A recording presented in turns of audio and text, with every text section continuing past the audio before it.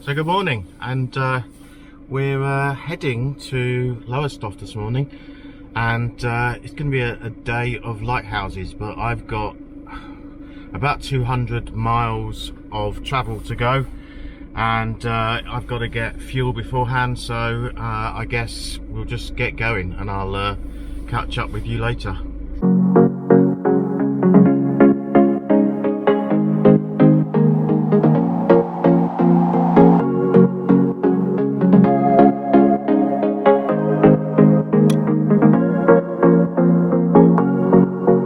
So apologies for blinding you. I've stopped at South Mim Services on the M25 to have a pee, and I just thought I'd announce that fact because it's so nice to be able to stop and not actually have to go into the services.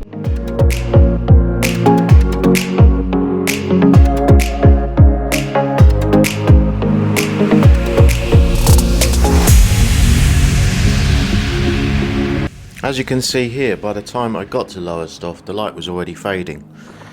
And with most urban lighthouses, getting a decent composition on them is always tricky. The lighthouse at Lowestoft was up on the main road, and below it was a park, so I checked both up at the road and down at the park, trying to find a decent composition. In the end, I was fairly pleased with this one hanging over a wall. If you'd like to find out more about this lighthouse, there's notes on my Patreon page. Because it was so late and the light was fading, and the fact it seemed like I had to go to a Pontins holiday park to get to the next lighthouse, I gave it a miss and moved on to my campsite. Okay, so I've settled in for the night. I've found the campsite and I found my pitch eventually. Electricity's hooked up and I'm cooking my dinner. I've got a homemade curried parsnip soup, which I took out of the freezer, which, you know, is just the best thing about this whole, you know, campervan thing, is that you can bring your own food. You can bring, you know, delicious meals that you've cooked at home. I don't really have to go anywhere else tonight, and I can just sit here and look at the photos I took today, which actually pretty disappointing. All in all, I thought I was gonna see 3 lighthouses today, and I eventually saw 1 lighthouse. Yeah, so tomorrow the campsite is perched on top of a small cliff, and then there's the beach, so I can wander down onto the beach. So I think the plan will be to get up for dawn, wander down on the beach, look back to Lowestoft, and see whether I can get a sweeping light of that lighthouse. I mean, it's a tiny speck in distance, but I guess we'll see what I can see in the morning. Come back here, have breakfast. Then I want to go into Southwold.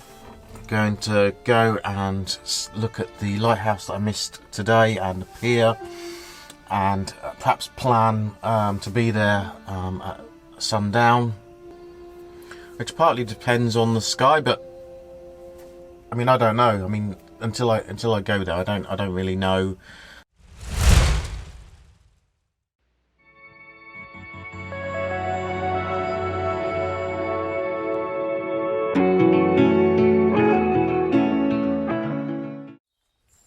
So good morning. You probably can't see me. It's Tuesday. It's a beautiful morning. Keep it reasonably quiet. I'm still in the campsite, but I'm just heading down to the sea, and the sea is absolutely gorgeous this morning. So, coming down here, Lowestoft is in complete mist, but I guess hopefully you can see that the beach here is covered in frost, and I don't think I've ever been on a beach that's covered in frost before, and it's actually hard underfoot, which is really weird.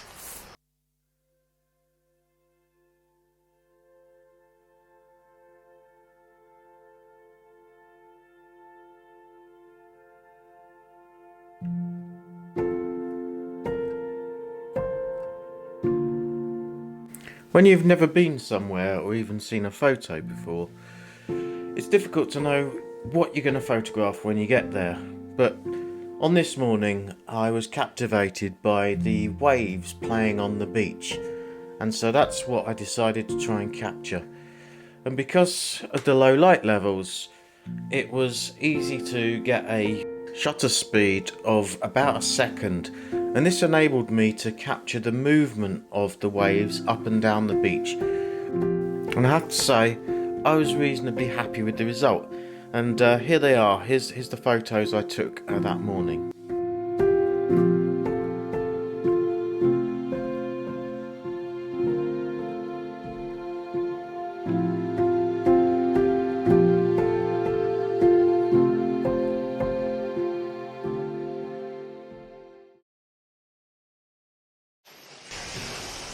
So I'm staring into the sun. Behind me is Southwold pier, and it's absolutely gorgeous day, as you can see. And I'm not in the right place, but I just wanted to see what a really long exposure did with that water. It should make it glassy. So just doing a quick, well, not quick, 8-minute exposure, and I'm just going to see what it looks like, and then if that looks okay, I'll try and find a better position.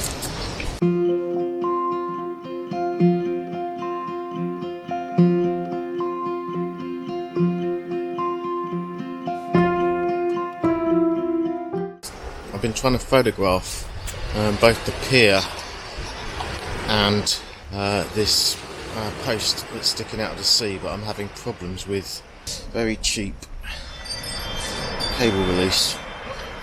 It does show low battery, so I'm going to try and get some batteries for it and see if that fixes it. As the light fades, I'm going to have one last go, a long exposure. The problem I've got now, of course, is that every time I set an exposure length, the sun sets a little bit more, and then I lose my timing. So I thought I'd talk whilst I'm doing my dinner. Tonight we've got Grant's premium haggis in a tin. I've never had haggis in a tin before. I love haggis, but I don't know whether haggis in a tin is going to be worth eating, but let's open it.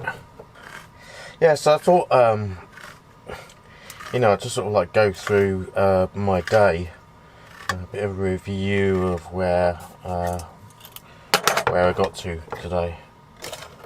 Oh wow, it looks like dog food. I think we'll use the medium saucepan for this. If I can keep it on the right. And yeah, it kind of, well, I guess haggis would look like dog food anyway if you just opened it up and put it in a saucepan, but this sure do smell and look like dog food. But to be honest, I suspect my dog would absolutely lap this up. I think that's going in the bin outside. Right, so how did today go?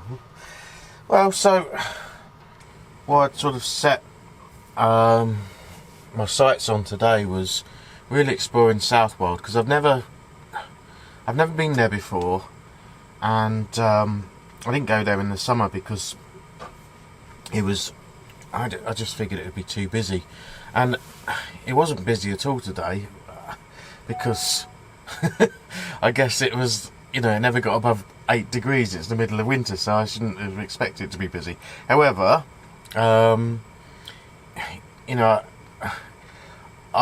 guess set myself the objective of photographing the pier and the lighthouse. To be honest, the lighthouses that are sort of in built up areas, I kind of struggle with. You always struggle to get a decent composition on them, and I just wasn't feeling it for the lighthouse, so I took some snaps, and that's all they are really. But I got kind of captivated with the pier,